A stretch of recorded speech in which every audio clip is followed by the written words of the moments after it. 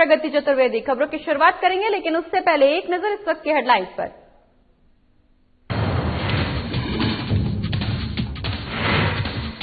सरकार के गठन के बाद नहीं हुआ मंत्रिमंडल का विस्तार, सरकार लगातार बना रही दबाव। डिप्टी सीएम ने कहा जल्द होगा मंत्रिमंडल का विस्तार। केंद्र सरकार के बजट को लेकर लोगों में काफी उम्मीदें, 1 फरवरी को बजट किया जाएगा पेश। डिप्टी सीएम ने कहा बिहार को होगा काफी फायदा। ब्रेस्ट कैंसर को लेकर चलाया गया जागरूकता अभियान, कार्यक्रम में कई बड़े नेता रहे मौजूद, छात्राओं और महिलाओं को किया गया जागरूक। बिहार में फिर बड़ा अपराध का ग्राफ, ड्यूटी के दौरान दरोगा को मारी गई गोली, कानून व्यवस्था पर उठ रहे सवाल।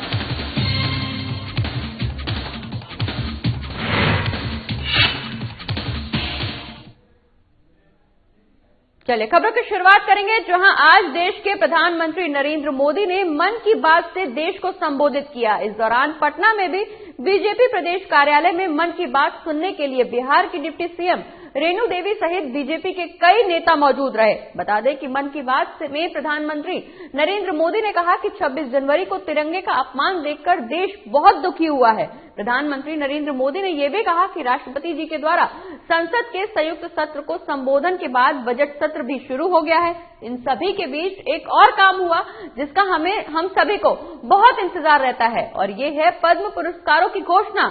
इस साल भी पुरस्कार पाने वालों में वो लोग शामिल हैं जिन्होंने अलग अलग क्षेत्रों में बेहतरीन काम किया है, अपने कामों से किसी का जीवन बदला है, देश को आगे बढ़ाया है। उन्होंने ये भी कहा कि मुंगेर के रहने वाले जयराम विप्लव जी ने मुझे तारापुर शहीद दिवस के बारे में लिखा है। ऐसे में ये बहुत महत्वपूर्ण है कि हमारे लिए किए गए उनके संघर्षों और उनसे जुड़ी यादों को हम संजो कर रखें।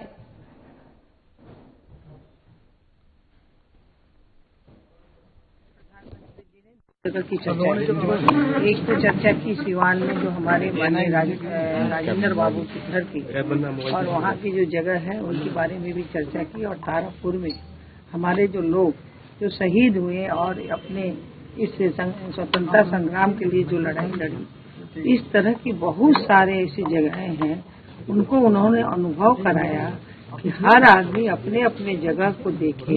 और जो 75वीं वर्ष हमारा जो बनने जा रहा है भारत का, कि हमारे आजादी के 75 साल पूरे होंगे, उसमें बिहार के भी कितने हमारे महानुभाव लोग हैं, इन्होंने देश की लड़ाई में स्वतंत्रता संग्राम में अपने को आहूत किया है, उनकी जानकारी के लिए उन्होंने हमें अनुभव कराया है।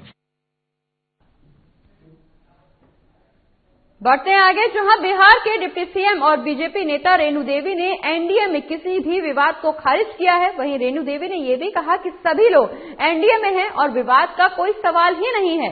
चिराग और मांझी को लेकर हुए विवाद के बीच डिप्टी सीएम रेणु देवी ने इस सवाल जवाब किया गया तो उन्होंने इसे सिरे से खारिज कर दिया। उन्होंने कहा कि सभी लोग एकजुट हैं और कभी कभी मन में तकलीफ होने से कुछ बातें हो जाती हैं।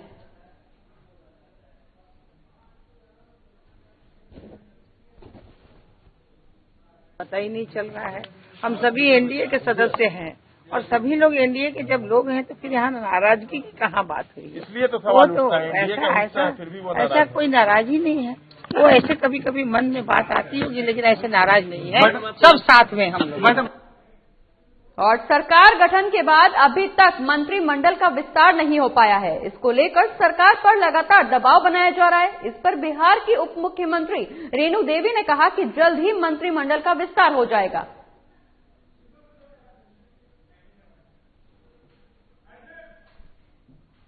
तो आपको बता दें कि सरकार के गठन के बाद अभी तक मंत्रिमंडल का विस्तार नहीं हो पाया है, जिसको लेकर डिप्टी सीएम ने बयान दिया है कि जल्द ही मंत्रिमंडल का विस्तार किया जाएगा।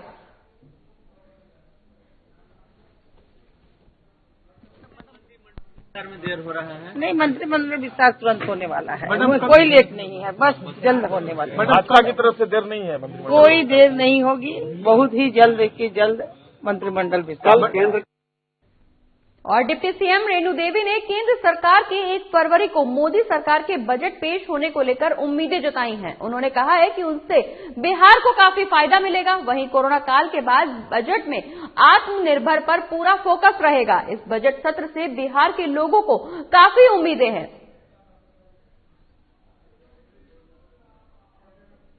उम्मीद है इस बार तो ऐसा है कि कोरोना काल में जो भी कुछ हुआ है उसमें अच्छा बजट ही आएगा। हमारा तो एक सीमित साधन है और इस सीमित साधन में निश्चित रूप से हम सभी लोगों को तोहफा जो मिलेगा वो अच्छा तोहफा एक्सपेक्ट करते हैं कि आम लोगों को राहत मिलेगी इस बार। निश्चित राहत मिलेगी।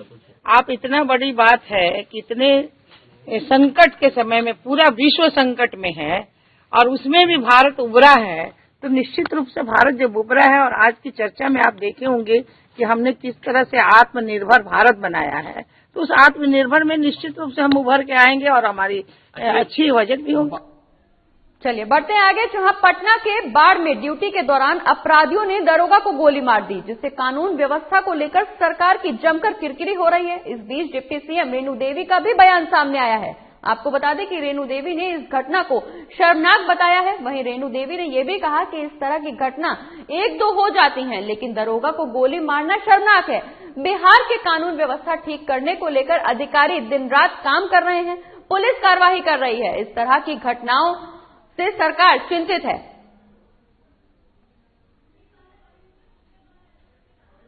उसकी जांच तो पूरी हो ही रही है, हमारे तो सारे अधिकारी उसमें लगे हुए हैं और हमारी कोशिश है कि इस तरह की घटना न घटे। जो भी हुआ है वो शर्मनाक हुआ है। बढ़ते हैं आगे, जहां ब्रेस्ट कैंसर जागरूकता को लेकर पटना साइंस कॉलेज के मैदान में एक कार्यक्रम का आयोजन किया गया। बता दें कि इस कार्यक्रम में शिक्षा मंत्री अशोक चौधरी सहित कई बड़े नेता मौजूद रहे। वहीं छात्राओं ने परेड करके कैंसर जैसी गंभीर बीमारी को लेकर महिलाओं को जागरूक किया।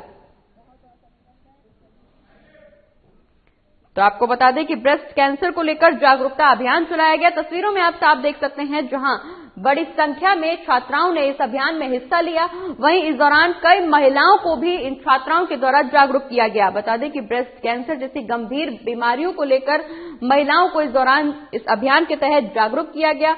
वहीं बड़ी संख्या में छात्राओं ने इस अभियान में हिस्सा लिया। तस्वीरों में आप साफ देख सकते हैं, जहां छात्राओं का कहना है कि कैंसर जैसी गंभीर बीमारी से बचने के लिए जागरूकता जरूरी है। इसके चलते ब्रेस्ट कैंसर को लेकर जागरूकता अभियान चलाया गया। वहीं कार्यक्रम के दौरान कई बड़े नेता भी मौजूद रहे। आपको बता दें कि इस दौरान छात्राओं ने बड़ी संख्या में इस अभियान में हिस्सा लिया, जहां महिलाओं को जागरूक किया गया।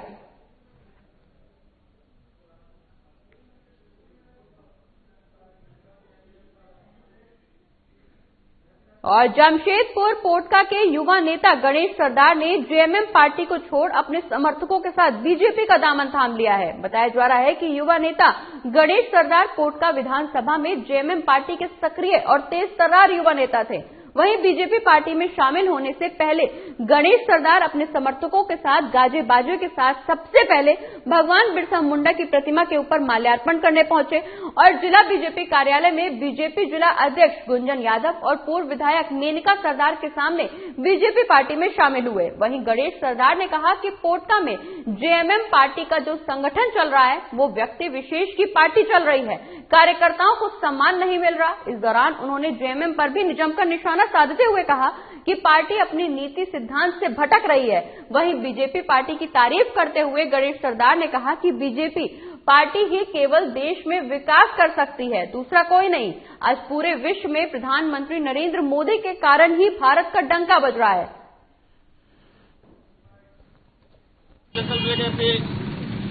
झारखंड मुक्ति मोर्चा का जो स्थापना हुआ था, यहाँ के दलित शोषित और पीड़ित लोगों की आवाज को उठाने के लिए पार्टी बनाई है और वही आशा के साथ हम लोग झारखंड मुक्ति मोर्चा से जुड़े थे। लेकिन जैसे झारखंड मुक्ति मोर्चा सत्ता में आई, अपना गठबंधन धर्म को निभाते हुए जो गांव के लोगों को विकास के उद्देश्य जो पार्टी बनाया गया था वो अपने नीति सिद्धांत से भटक गई है और सारा विभाग जो ग्रामीण क्षेत्रों के लिए होना चाहिए था, काम करना चाहिए था, सत्ता में आने के बाद वो मतलब कांग्रेस पार्टी को सारा चीज दे दिया है और सत्ता के लिए इतना हद तक नीचे गिर गई है कि इसका कोई जवाब ही नहीं है। आज गांव के लोग अपने आप को ठहरा नहीं सकते। और झारखंड के वित्त मंत्री रामेश्वर उरांव देवघर पहुंचे, जहां उन्होंने नए कृषि कानूनों के खिलाफ और किसानों के प्रति समर्थन व्यक्त किया। आपको बता दें कि कांग्रेस के प्रदेश अध्यक्ष और झारखंड के वित्त मंत्री रामेश्वर उरांव की देखरेख में पार्टी द्वारा देवघर के टावर चौक के बीच सड़क पर धरने का आयोजन किया गया। इस दौरान कांग्रेस प्रदेश अध्यक्ष ने कहा कि केंद्र सरकार के कृषि कानून के खिलाफ देश के किसानों में काफी गुस्सा है। दिल्ली बॉर्डर पर किसानों के आंदोलन के समर्थन में कांग्रेस पार्टी ये धरना प्रदर्शन कर रही है। हालांकि शहर की भीड़ भाड़ वाली जगहों पर आयोजित इस विरोध प्रदर्शन से लोगों को काफी परेशानियों का सामना करना पड़ा। वहीं इस मौके पर कई गणमान्य लोग भी मौजूद रहे।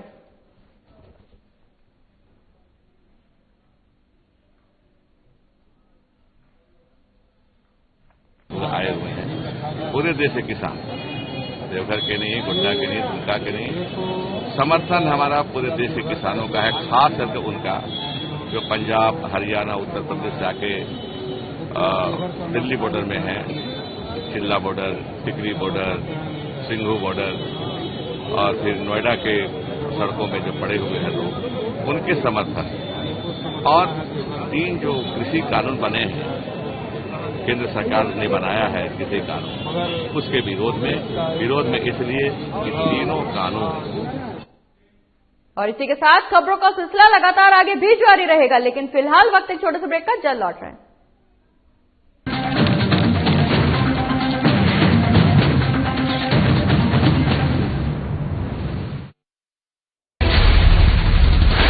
बिहार झारखंड के साथ देश दुनिया की हर बड़ी खबर देखिए फटाफट अंदाज में शाम 7:30 बजे। खबरें सुपरफास्ट सिर्फ साधना प्लस पर।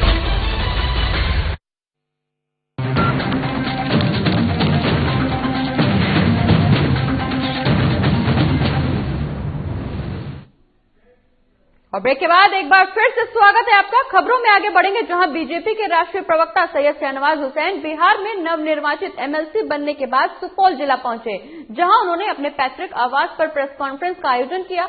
इस दौरान उन्होंने 26 जनवरी को दिल्ली में हुए लाल किले पर उपद्रव को लेकर निंदा भी जताई। साथ ही उन्होंने ये भी कहा कि सरकार किसानों के विरोध में नहीं है, लेकिन लाल किले और तिरंगे के अपमान के विरोध में है। वहीं जब 26 जनवरी के दिन हम लोग पहले से कह रहे थे कि आप ट्रैक्टर रैली ना निकालें, लेकिन ट्रैक्टर के टायर के नीचे लोकतंत्र और गणतंत्र को कुचलने की साजिश की गई है, इसलिए पूरे देश में गुस्सा है। जो किसानों के नाम पर इस देश का अपमान किया गया, कैपिटल हिल्स जैसे साजिशकर्ता को बख्शा नहीं जाएगा।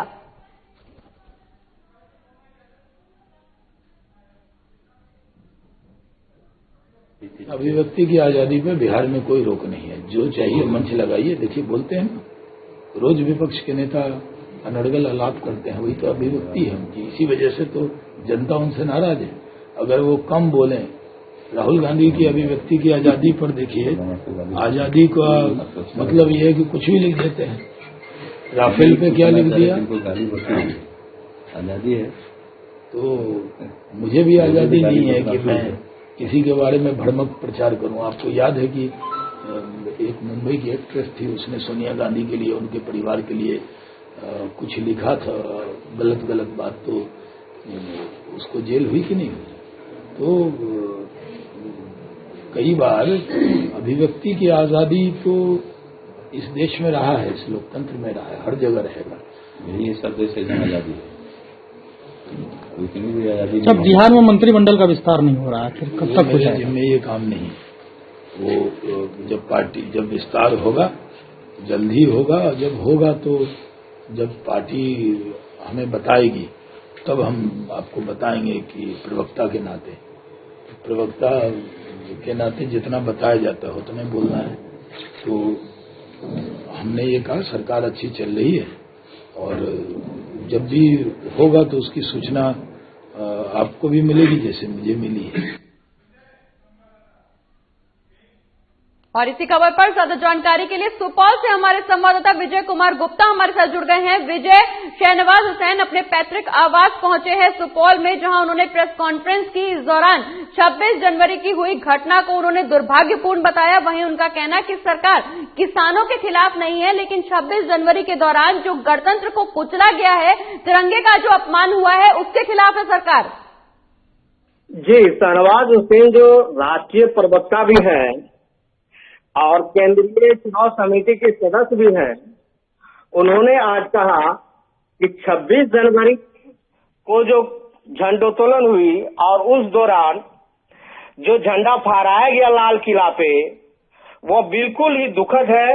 उन्होंने कहा दिल्ली के लाल किले पे प्रदर्शन करने को लेकर कहा किसान आंदोलन कर रहे थे, इसमें हमने सपोर्ट किया, लेकिन हमने भी यह कहा था कि ट्रैक्टर रैली नहीं करे, मगर ट्रैक्टर के टायर के नीचे लोकतंत्र और गणतंत्र को कुचलने की साजिश रची गई, जिससे पूरे देश में गुस्सा है।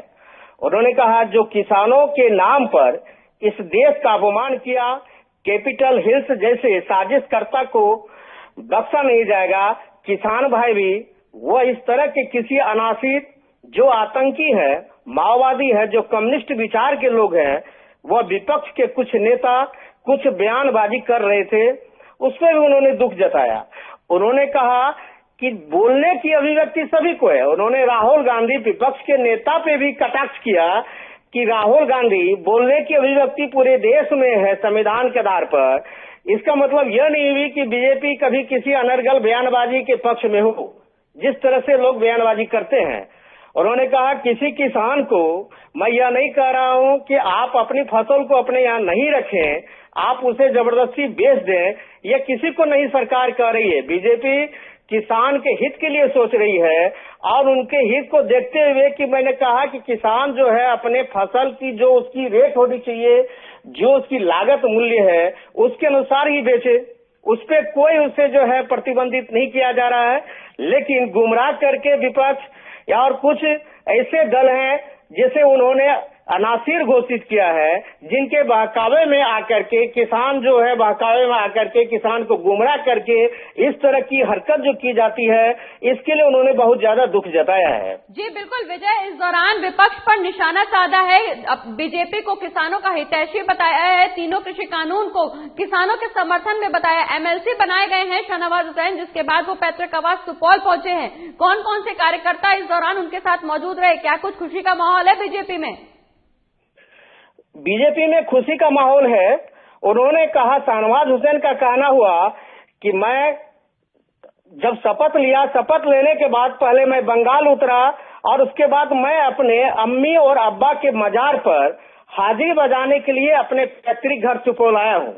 उन्होंने कहा यह मेरा कोई राजनीतिक दौरा नहीं है और मैं यहाँ आकर के अपने अम्मी और अब्बा के मजार पे हाजिरी देने के लिए आया था, और जिसकी स्वागत के लिए जो यहाँ के विधायक हैं छातापुर के किशोर बबलू कुमार सिंह, वो भी मौजूद थे, पूर्व जिला अध्यक्ष सो मौजूद थे, और वर्तमान जिला अध्यक्ष के साथ ही जिले के तमाम बीजेपी के कार्यकर्ताओं ने उन्हें बिल्कुल विजय, तमाम बीजेपी के कार्यकर्ता इस दौरान मौजूद रहे। बीजेपी पार्टी में काफी खुशी का माहौल देखने को मिल रहा है। बहुत बहुत शुक्रिया विजय, ये तमाम जानकारी हमारे दर्शकों तक पहुंचाने के लिए।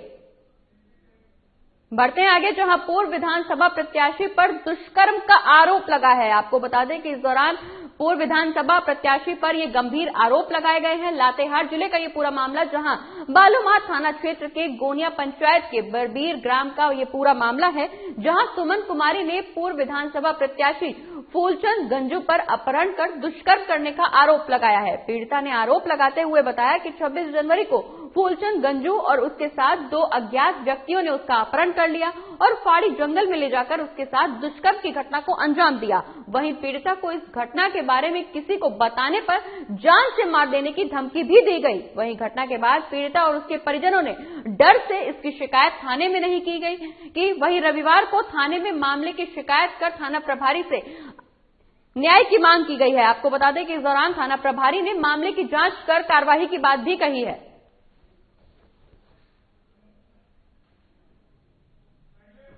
तो पीड़िता ने शिकायत की है। आपको बता दें कि इस दौरान मामले की छानबीन में पुलिस जुटी हुई है। इस दौरान पीड़िता का कहना कि उसको किसी से भी बताने के लिए इनकार किया गया था। इस दौरान अगर किसी को भी उसने इस घटना की जानकारी दी तो जान से मार देने की उसको धमकी मिली।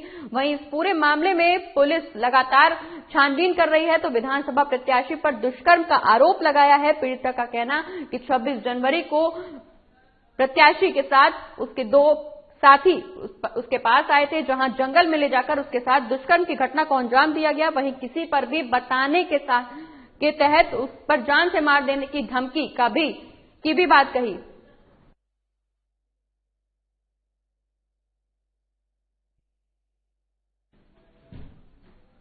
और इसी खबर पर ज्यादा जानकारी के लिए हमारे संवाददाता अमन सिन्हा हमारे साथ जुड़ गए हैं। अमन, विधानसभा प्रत्याशी पर दुष्कर्म जैसे गंभीर आरोप लगे हैं, क्या कुछ कार्रवाई कर रही है पुलिस? जी, मैं बता दूं कि यह पूरा मामला लातेहार जिले के बालूमाथ थाना क्षेत्र अंतर्गत गोनिया पंचायत का है, जहां एक पूर्व विधानसभा प्रत्याशी फूलचंद गंजू पर एक 15 वर्षीय नाबालिग लड़की काल्पनिक नाम ललिता कुमारी ने आरोप लगाया है कि ये फूलचंद गंजू के द्वारा उसके साथ दुष्कर्म किया गया और उसे जान से मारने की धमकी दी गई है। इस मामले को की सूचना देने को लेकर वो पीड़िता आवेदन के साथ पहुंची हुई थी बालूमाथ थाना, जहां उसने बालूमाथ थाने में आवेदन दिया और कार्रवाई की मांग की है। जी अमन, 26 जनवरी का ये पूरा मामला है। पीड़िता ने काफी डर के बाद, काफी दिन बाद इस पूरे मामले पर शिकायत दर्ज करवाई है। क्या पुलिस के द्वारा इस दौरान कोई गिरफ्तारी हुई है? जी, मैं बता दूं कि आज दोपहर का ही यह पूरा मामला है, जब पीड़िता ने डर की वजह से उतने दिनों से शिकायत नहीं कर रही थी, लेकिन पीड़िता के परिजनों ने उसका साथ देते हुए उसे थाना लाया और पीड़िता ने जब आवेदन दिया तो थाना प्रभारी राणा भानु प्रताप सिंह ने आवेदन को देखकर कार्रवाई की बात कही है। साथ ही पूरे मामले की छानबीन भी की जा रही है। चलिए, बहुत बहुत शुक्रिया अमन, ये तमाम जानकारी हमारे दर्शकों तक पहुंचाने के लिए। हम आगे भी आपसे अपडेट्स लेते रहेंगे, लेकिन फिलहाल के लिए शुक्रिया। बढ़ते आगे और अब बात जामताड़ा की करेंगे, जहां आदिवासी सिंगल अभियान के बैनर तले आज देशव्यापी रेल चक्का जाम के तहत कांसीटांड रेलवे स्टेशन में रेल चक्का जाम किया गया। आपको बता दें कि सिंगल अभियान के जिला प्रभारी सिकंदर टूडू की अध्यक्षता में ये जाम किया गया। वहीं इस दौरान लोगों ने हाथों में तख्ती लिए और अपनी मांगों के साथ सरकार विरोधी नारेबाजी की। सिंगल अभियान के नेताओं की ये मांग है कि आदिवासी समाज को सरना धर्म का दर्जा दिया जाए। वहीं सिंगल अभियान के सदस्यों ने राष्ट्रपति के नाम एक मांग पत्र भी सौंपा। मौके पर सिंगल अभियान के जामताड़ा प्रभारी सिकंदर टूडू ने बताया कि आज राष्ट्रव्यापी रेल चक्का जाम किया गया है और राष्ट्रपति से मांग की गई है कि सरना धर्म की मांग को पूरा किया जाए, साथ ही संथाली भाषा को भी प्राथमिकता दी जाए। वहीं कर्माटांड के सीओ सचिदानंद वर्मा ने बताया कि आज सिंगल अभियान के सदस्यों ने कांसीटांड रेलवे स्टेशन में धरना प्रदर्शन किया।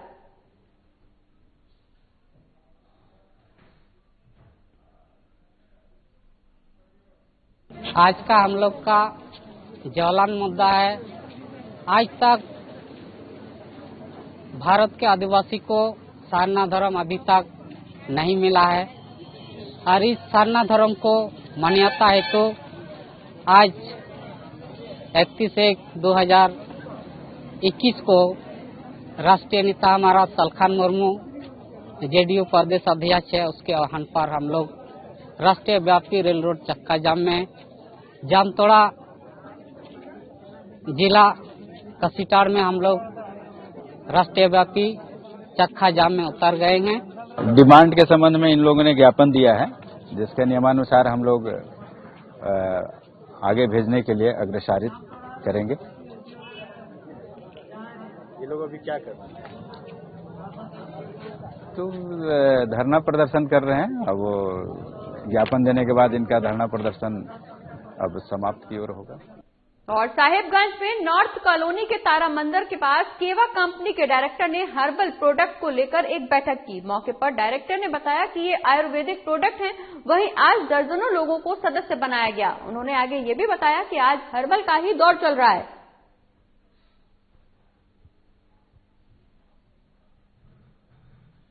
करने के लिए आया कि लोगों के घर में आर्थिक स्थिति सुधरे और लोगों के घर में अधिक से अधिक पैसा इस बिजनेस के माध्यम से अर्जित हो। इस कंपनी में कौन सा पोस्ट होल्ड कर रहे हैं आप? इस कंपनी में मैं डायरेक्टर प्रेसिडेंट क्लब में हूं और तकरीबन मैं 4 साल से हूं।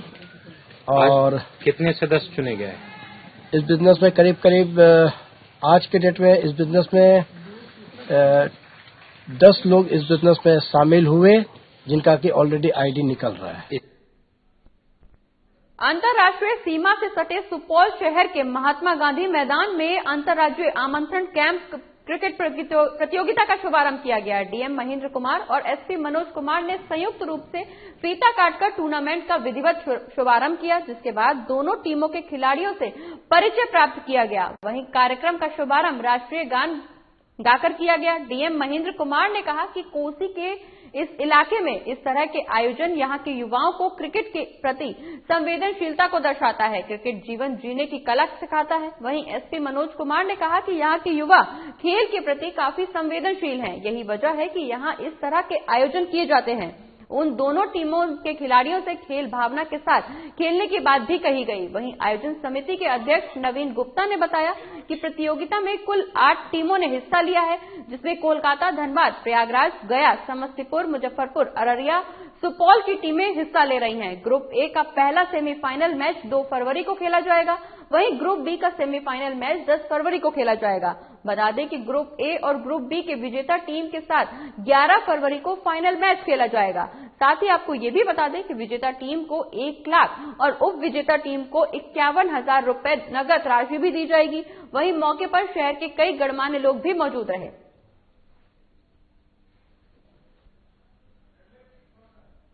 तो क्रिकेट टूर्नामेंट प्रतियोगिता का शुभारंभ हुआ। आपको बता दें कि सुपौल में ग्रुप ए और ग्रुप बी की टीमों के बीच मैच होना है। वहीं इन दोनों जो टीम होंगी उनका फाइनल मैच 11 फरवरी को किया जाएगा। आयोजन समिति बेहतर आयोजन के लिए बनाई है। जो भी खिलाड़ी यहाँ बाहर से आए हैं, जो सुपौल जिले के हैं, वो बेहतर खेल का यहाँ प्रदर्शन करें, अच्छी टीम जीते, ऐसी हम लोग उम्मीद करते हैं। मुझे लगता है ऐसे आयोजन से खिलाड़ियों का मनोबल भी बढ़ता है और जो भी टैलेंटेड खिलाड़ी हैं जिले में या जिले के बाहर, उनमें जो बेहतर खेलते हैं उनको ऐसे प्लेटफॉर्म से हम लोग आइडेंटिफाई करेंगे और आशा करेंगे कि भविष्य में वो राज्य अथवा देश का प्रतिनिधित्व। और इसी के साथ इस बुलेटिन में फिलहाल इतना ही। आप देखते रहिए साधना प्लस बिहार झारखंड। नमस्कार।